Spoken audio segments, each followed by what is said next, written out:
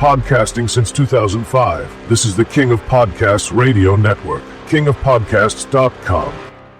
WWE Money in the Bank, produced by Lee Fitting and Paul Levesque. Ladders provided by Fireball. Tables presented by Slim Jim. And Money in the Bank briefcases furnished by Cash App. Woo! Hey, this is the Nature Boy Ric Flair. And believe it or not, whether you like it or don't like it, learn to love it. Because you have to listen to Wrestling is Real. It is the best thing going today. Woo! The worldwide leader of podcasting excellence. The King of Podcasts Radio Network proudly presents The Wrestling is Real podcast, because wrestling needs us. Wrestling is Real podcast. We're here to recap Money in the Bank 2025 here on the program. And we'll also go and take a quick comments about Worlds Collide, the collaboration with WWE, NXT, and AAA that all happened today. And look, I can remember when WWE was, a little bit ad friendly when they would have programming, and Lord Alfred Hayes would say, promotional consideration, pray for by the following, right? We got no more promotional consideration. We got promotional placement all over the place. What a ridiculous amount of ads. It's a clown show now. I mean, any possible way they can go and get advertising or any kind of promotion on anything. I mean, it's one thing to be said about where you would watch boxing and would see splayed out on a ring so many different sponsors and sponsors on the ring gear for some of these stars. Well, we're going to get to that soon anyway. There's already been a notice from Dave Meltzer, Wrestling Observer, saying that that's coming soon too. Now, besides what we did have tonight, we did have a couple of shocking things that are newsworthy here on the program. In order, I would think it would be R-Truth returning to take down John Cena in the tag team match with Logan Paul against Cody Rhodes and Jey Uso. Again, this is just a tag team match. John Cena taking the pin doesn't make much of a difference. It's not like he lost the title. So while R-Truth's return is significant, shocking, no one saw it coming. I'll give it that. It was good. The way they presented that part was probably the next best thing in the John Cena heel turn angle that we've seen in the entire run. R-Truth getting his comeuppance on John Cena was probably the best thing, only the best thing since the start of this angle that we've seen out of this whole John Cena heel turn. Period. Now, as for R-Truth coming back a week later, my guess is he probably got his contract renegotiated and he's back in. So whatever money he was making before, it might have just been a matter of where they were talking about releasing him from his contract. But again, he wasn't gone for the contract yet. Like, we just know he was going to be released. So he still had time on the contract. We don't know how much time he had left. But then the other report came out from Dave Meltzer that there was a contract being renegotiated. So the thing is, with R-Truth, I imagine he's probably been making quite a bit of money for 17 years. And I think now he's probably getting a reduced salary, but something that will be enough for him to feel comfortable with, maybe with the schedule he's going to be working. So I don't know. Maybe there's other things they're going to be doing with him. But it's obvious that TKO Brass must have reapproached, and given all the backlash that came up on social media, the fact that R-Truth probably came back, and, I wouldn't be surprised if Triple H and the team said, well, we're renegotiating with you. And during the week, they renegotiated his contract. So my guess is he has a new contract in place. They've either extended it with renegotiating his deal, whatever his deal is going to be. And then he comes back in here and he does this part of the angle tonight, but no one knew that he was coming back. No one knew anything about what was going to happen to him. This was not a work. I don't think this is not a shoot. I don't think they were doing this on purpose. This is way outside of the scope. It would have been too well done for it to be that well done. I don't believe it for a second. This is where R-Truth came back, renegotiated. Now they're trying to say he's going to come back under the name Ron Killings. I don't know. I don't know what they're going to do with that. It doesn't matter. We just know that John Cena took a pin tonight, but that doesn't mean anything because he still holds on to the belt. That's it. And there was some kind of friction between him and Logan Paul. So those two having at odds with each other cost the match, basically. And Jey Uso now has to go ahead and face Gunther on Monday night for the World Heavyweight Championship. And for my money, I would want Gunther to get the belt back. It's time to take the belt off of Jey Uso. It's been ineffective, most importantly because they don't have any opponents for him. I just don't want to see Jey Uso continue to go on here because I think this run with him in the title has been ill-advised. Has not worked out well. And he doesn't need the belt to stay over. I really don't. You could put him to another feud. The second thing that happened tonight that was significant would be Jacob Fatu turning on Solo Sikoa in the Money in the Bank ladder match. So I don't know if Jacob Fatu turns into the heel here because the way the audience kind of responded, that's how they make it feel. But we already knew that there was kind of friction between them. It was being made apparent. But Jacob Fatu on his own, I'm all for it. No matter what they decide to go and do, I'm all for him being alone. I don't like him being part of this crew. I didn't necessarily care for it. Like him being the enforcer and being the build-up, fine. Like it was the one thing of this secondary bloodline that came through that was significant and important. So I don't have a problem with that part. But I love the fact they're going to put him on his own. So if Jacob Fatu and Solo Sikoa have a good feud with each other, you put those two. I was hoping that was going to happen anyway, eventually. Now we're going to get to that. So maybe at SummerSlam, that's what we're going to go to. Bloodline rules. Give me a family fight. Give me a family fight. I'd like to go and see it. Now, I'm wondering if this feud is going to happen here. If the Usos decide to intervene. If Jimmy and Jay get involved. But then the other part we have with the bloodline is that we had the new triumvirate with Seth Rollins, now Money in the Bank briefcase holder, furnished by Cash App, along with Bronson Reed and Braun Breaker coming in to go and help him out. So there's that. We don't know what that means for Solo Sikoa now going forward. If those groups are going to face each other, there's going to be more friction like they had set up on Friday night. I don't know. And the third thing would be Becky Lynch becoming the new Women's Intercontinental Champion. The same way where Bayley was the IC champion or the U.S., what was it, the Women's U.S. champion? The thought of these secondary belts and what they're supposed to mean, the significance of them, I don't know. I'm not sure what to think with the women's title holders that are right now. Okay, fine. And then you wonder, in the current case, do you see where Naomi, who won the women's Money in the Bank, who is she going to cash it on? And to also see like how some of the qualifying matches went through where Bianca Belair did not be a part of this. So now she's not even in the match. To think that there are other stars in the company that would have been shoo-ins for Money in the Bank to fill a slot. And to think that with mainstays like Alexa Bliss and Rhea Ripley and Naomi being in the match, no brainers. But then you go ahead and bring in Giulia, Stephanie Vaquer, and Roxanne Perez. I'm not dismissing any of their talents in here. It is pretty sudden to see them come right into this right now. But then Tiffany Stratton was the same way. And the other thing, too, is that they're in this match, and I'm trying to understand what their purpose is. Like, what's going to be going on with them going forward? Because are they just going to face each other? Are they going to just feud with each other? They're not anywhere near the title scene. Except for, I guess, Giulia now attacking Zelina Vega, because I guess she has her eyes set on the women's U.S. title. I don't know. I'm not sure what to think about all that. But that's their plan. That's what they're going to decide to do. I don't really like all of that. I just think that, I'm trying to understand, in the women's division anyway, the mindset about who they think should bring on board. Now, look, if you're evaluating the women, they have talent. They can work in the ring.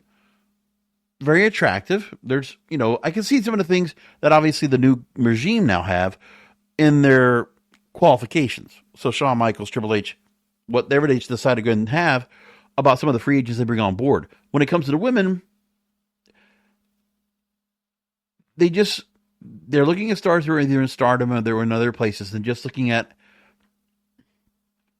I think they're more attracted to the stars than they are attracted to their talent and the way they're being used. I don't know. Because besides the physical talent, the ring work they obviously have, they're going to just be left out there to go ahead and work. And like, okay, you put Stephanie Vaquer out there because you're putting her a lot of exposure to her. I don't know if it's making much of a difference for her to that main roster crowd, but they like showing her off over there.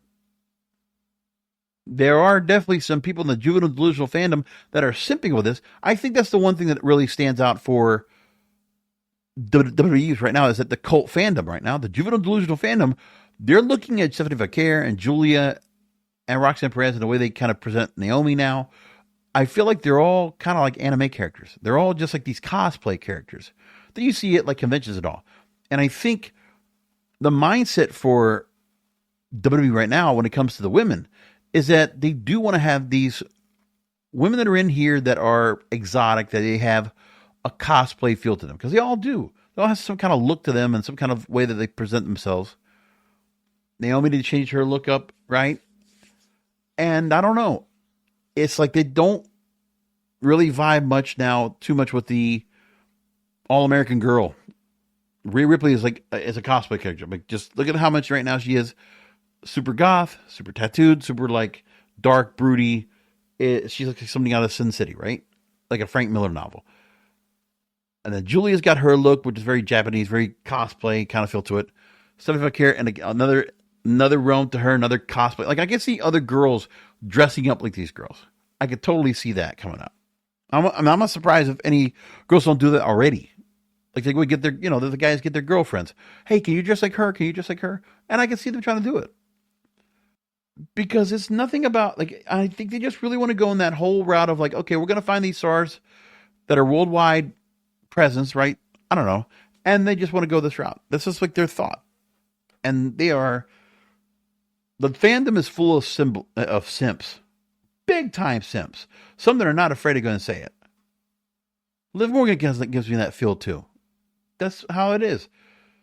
So if you're going to get the younger guys that are going to get all attracted here and get them to watching, and then you see like the Devil's Kiss, like how many more times we need to see that move?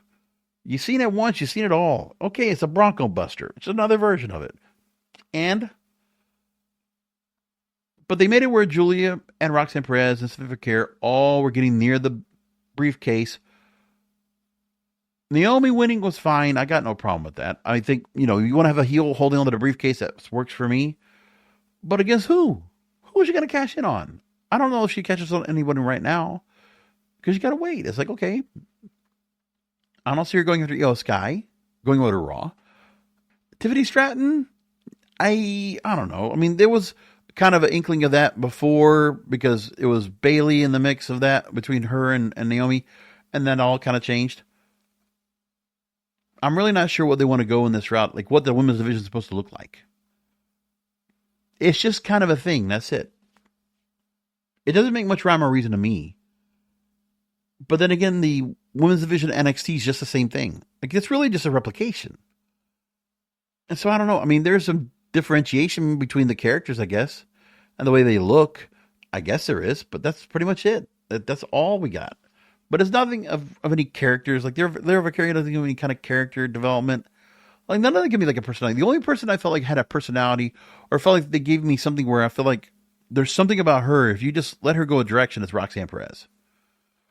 Of the younger crop of talent, Roxanne Perez, I think, has the biggest upside, period. Because the one thing with her is she is the smallest of the group. And to see her go up against larger foes, which is kind of thing what they were doing more when she worked at other organizations. At Ring of Honor, I just felt like she was the outsized, outmaneuvered. Like, she would just, how can she possibly go and win? And to see her with that briefcase, find a way to go and become champion, because I don't know if they're going to ever let her get to a point where she'll be a champion from any other way. But they had her NXT champion. Why not see where she could go, and if they want to put her in here? But they obviously have the thing with Liv Morgan here. That's where they want to go with it. I don't know. If she's part of that group with Judgment Day, then let her have a belt as well. You already see Liv and Raquel with tag team belts. Dom right now holding on to the IC title. And let's go and just give Roxanne a briefcase. But they decided not to go that route. Maybe another year for her. Who knows? Lyra Valkyria, I'm happy just to see her not with a belt. I have not seen any upside with her. And I don't care how much time you have Becky Lynch spend with her. I don't think she gets over any more than she does. Her promos are flat. There's nothing to them. The work in the ring, she's nothing that much to talk about. I know there's a whole lot of fanfare from her from NXT UK, but I've got nothing from her that makes me feel like I should be overly impressed by her. I just don't feel it at all. Now, Seth Rollins makes sense for him to go and win the Money in the Bank briefcase. People could ask, it should be LA Knight. It was at LA. Why don't I give him a chance to win it? They screwed it from him before. No. El Grande Americano, just don't even worry about him right now. The whole him and Chad Gable thing, yeah, it's tongue-in-cheek. Haha, look at this, and whatever. And El Grande Americano, it doesn't matter so much about this character. Like, Chad Gable's going to work the Mexican gimmick in AAA. They'll do it at Triple Mania. That'll be fun. They'll enjoy it. But that's pretty much it. They don't want to make Chad Gable serious or important on the main roster. But on AAA, they gave him a great match with El Hijo de Vikingo, which those guys had a great match. Don't get me wrong. Now, let's get into AAA. And with Worlds Collide. Okay, so Corey Graves, apparently his brother worked well in Mexico and had quite a career there. So, from the outside looking in, Corey Graves understands without ever being worked in Mexican wrestling, I'm guessing. So, I don't know if he ever worked in Lucha Libre cycle in his work in the Indies. And with WWE, it's like they are fish out of water working here. It's much easier for other organizations to kind of work on this. Because the one thing is, all the other organizations, all the other major promotions have done some work in Mexico. Like they all have. Okay, when you're talking about AEW has done work with AAA, but previously, and now working with CMLL, which is the competitor of AAA. And they've done a lot of work with, you have Hechicero and the Beast Mortos and all these other people they got in there, right? It's like they got a billion people they're working with that have consistently been in there. Commander's been in there. They got Hologram that's their own luchador now. And there's a lot where Lucha Libre has had some kind of shape or form in AEW. Same thing with TNA. Under Scott D'Amore, if they weren't in Canada, and during their lean years, they went a lot to Mexico. And went to Arena Mexico a lot. And then with MLW, they're the best at that. Because MLW's always had some kind of run. Because they've always continued to have the Cesar Duran. Basically, they just extended Lucha Underground into MLW. With Cesar Duran, with Selena de la Renta, the whole setup there. And all those stars that would come in from AAA to work there too. Because the thing is, it's quite a few of the stars they did have over there. Certain acts they decided to go and have in the Worlds Collide event. They were interesting of who they chose. Corey Graves, he struggled. I mean, he wasn't horrible. I think they needed a third person on that team. Because I think tossing back to Conan on a regular basis was tough. And Conan, I guess him doing English commentary, not so easy. I know he's done Spanish commentary, I'm pretty sure in AAA. But doing it here, it's like, there have been a lot of people that have done a lot of Spanish commentary, or at least English commentary of Lucha Libre that's been done well. If you could have gotten Kevin Kelly to come in on free agency and have him come in and work, but there's no relationship there. If you could have brought in Mike Tenay would have been excellent just to give the history of it. Because that's what he was best for when he first came into WCW in the first place. Coming out of Worlds Collide, the original when Worlds Collide in 1994.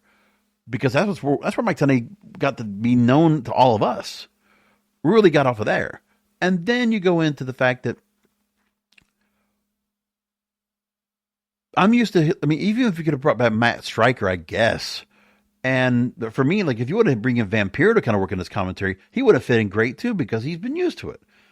Used to commentary, or, obviously he's in rework, but he's, not there either. Even NWA had their own run with AAA working in Mexico. The World was a Vampire tour that they had down there. Like, even they had a good relationship with AAA or with Mexico down there. Every other wrestling promotion on television has had some better work with Mexico than WWE has. And WWE, in its essence, never made a relationship with AAA. They bought into it. And did they really necessarily care about Lucha Libre? No, because Rey Mysterio was their guy. And to have this here. Now, the fact that NXT and Shawn Michaels and Triple H decided to go ahead and incorporate luchadors into the mix, but Americanize them, just kind of make them where they're WWE friendly. That's what Legado del Fantasma has been. That's what the LWO has been. And that's what they've been doing. So you take no mask on Andrade, no mask on Santos Escobar. You get those people, you get masks off of them. And you go out there and you let those guys go out there faceless, right? So Garza and Carrillo and Cruz del Toro and all these others, you don't want to put masks on them. Like, you don't want to give them the luchador feel to it. You let Dragon Lee go out there with a mask, but like very few are allowed to go out with masks. I mean, it's just, they don't want to go that route. Fine. But I think the thing with them is just that kind of missed out on it a little bit. The show was fine.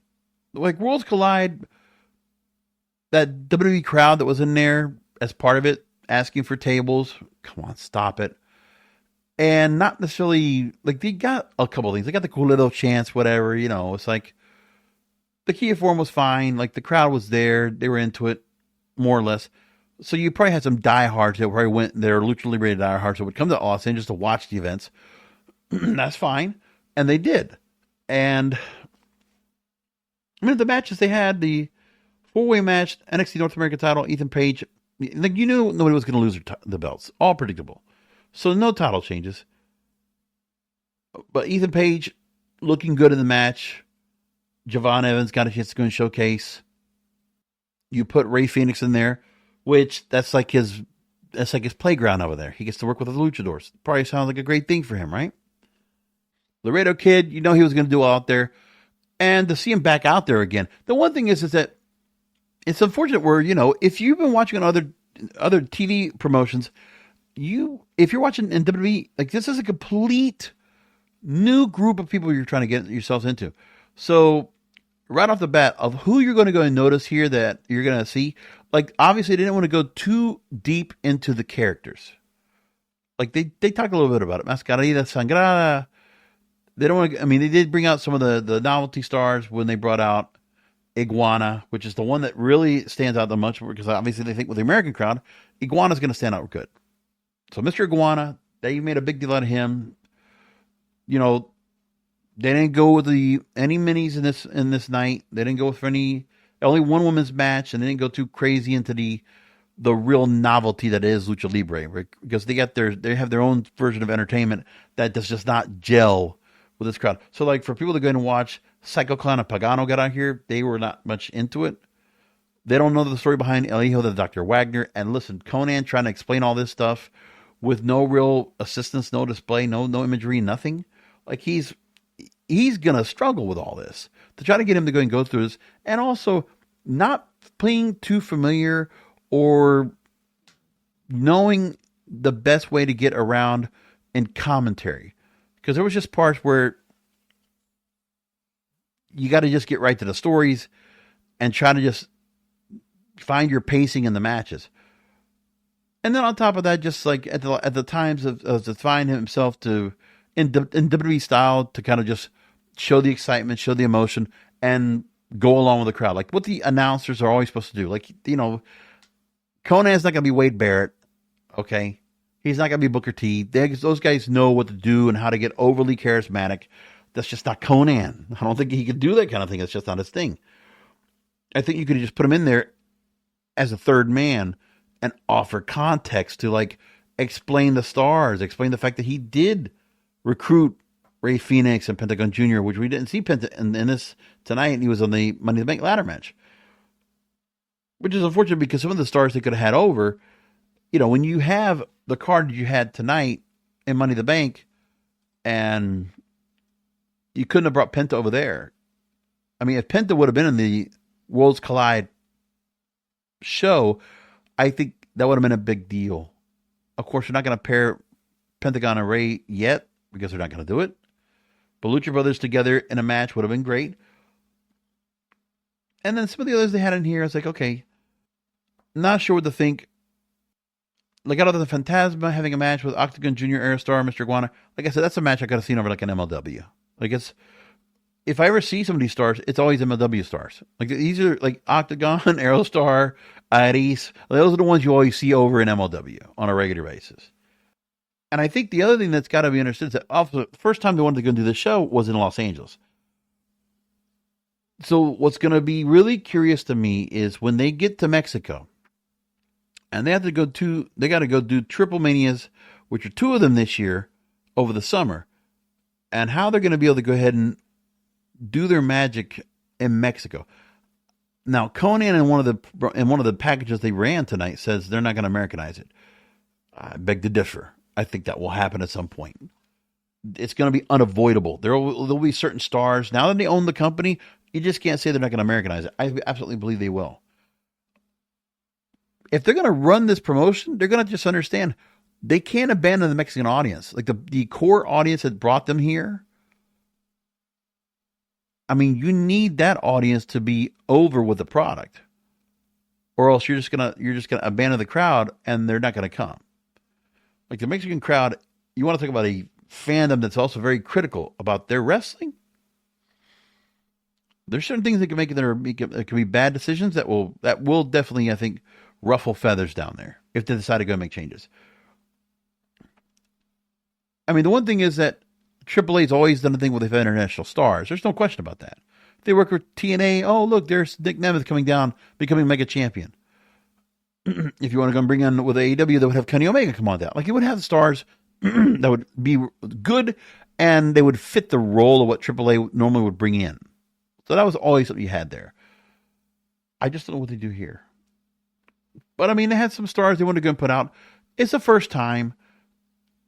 I just don't know what they're going to do with accompanying pay-per-views after this. The other thing that was also very shocking was in the middle of the day. So, with the show being on YouTube, at the peak of the show, and I was looking at the counter on YouTube for the English broadcast. I also looked at the Spanish broadcast and looked at the numbers.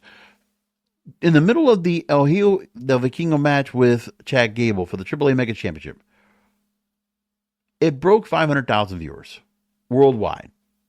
264 some odd thousand on the Spanish feed. I don't think it was on WWE's X channel or anywhere else. I don't think it was any other social media channels itself. So you're telling me that the YouTube channel, it's a free show. There's not even ads in it. They couldn't even break 1 million people visiting it and viewing it. That was really weird. Sure, people probably came back to watch it later, but like I was kind of shocked by that. Now, it did go up higher, obviously.